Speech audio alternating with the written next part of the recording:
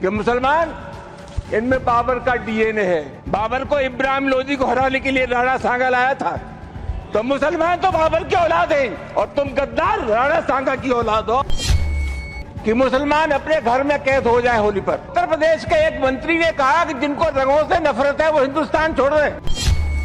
बाद में अनुमति मिल गई थी तो वहां के एक जनप्रतिनिधि ने कहा कि जो इसका विरोध करेगा उसको मुंह पर पहुंचा देंगे। जिनको रंग पसंद नहीं है वो हिंदुस्तान छोड़ दें। उप सभापति महोदय, मैं आपके मार्फत से जानना चाहूंगा, ये देश किसी के बाप का देश है कि जानबूझ करके हमारे देश में सामाजिक सद्भाव को बिगाड़ने की कोशिश की जा रही है। उप सभापति जी, मैं नहीं जानता,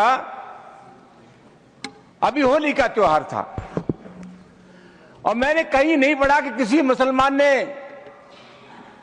यह कहा हो कि हम सद्भावना बिगाड़ना चाहते हैं या होली के त्योहार में व्यवधान पैदा करना चाहते हैं। लेकिन इसके बावजूद भी तमाम ऐसे बयान आए जिसके चलते समाज में दरार पैदा हुई, रिश्ते खराब हुए।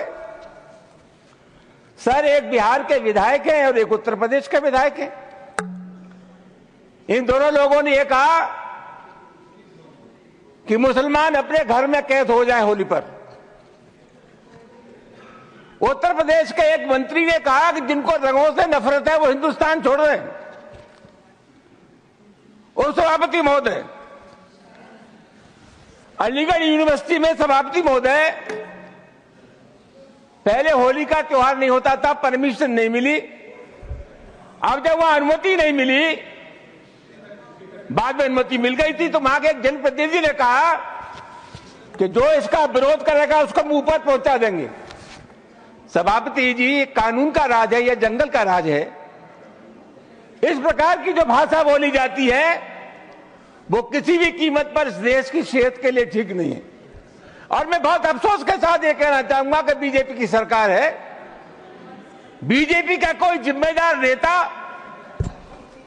या कोई मंत्री इन सब चीजों का प्रतिवाद नहीं करता।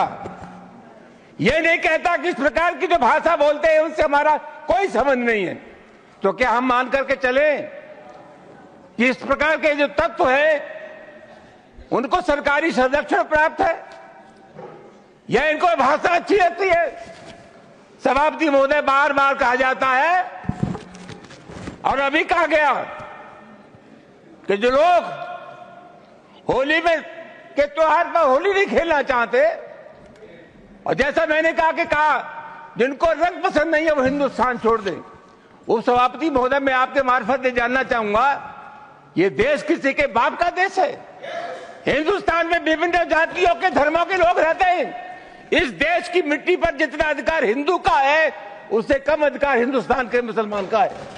राष्ट्रीय आंदोलन में हिंदू, मुसलमान, सिख, ईसाई सब लोगों ने तिरंगे झंडे के नीचे एक कौम बनाई। आखिरी मुगल बादशाह जफर, उसके बेटों का सर कलम कर दिया गया, बादशाह जफर के पास भेज दिया गया और अंग्रेजों ने कहा दमदमे में दम नहीं, अब खैर मांगो जान की, यह जफर ठंडी पड़ी अब तेग हिंदुस्तान की।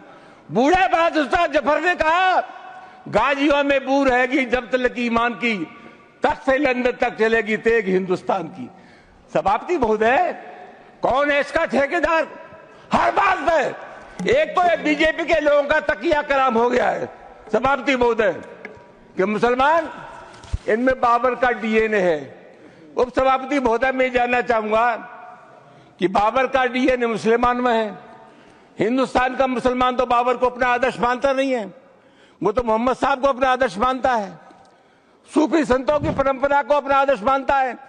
लेकिन सभापति महोदय, मैं जानना चाहूंगा कि बाबर को लाया कौन? बाबर को इब्राहिम लोदी को हराने के लिए राणा सांगा लाया था, तो मुसलमान तो बाबर की औलाद हैं और तुम गद्दार राणा सांगा की औलाद हो। ये हिंदुस्तान में तय हो जाना चाहिए। अगर बाबर की तो आलोचना करते हैं, राणा सांगा की आलोचना नहीं करते। सभापति महोदय, ये बहुत सभापति महोदय, ये देश की एकता का सवाल है। आदमी है, बातचीत में संसदीय मर्यादाओं का ध्यान रखें, संसदीय मर्यादाओं का ध्यान रखें। सब Your time is over. जो भी चीजें संसदीय मर्यादा के अनुकूल नहीं है, रिकॉर्ड नहीं आजादी की लड़ाई में इन्होंने गुलामी की समाप्ति बोल दे। Please, your time is over. You please sit. माननीय श्री वाई को, ऑनरेबल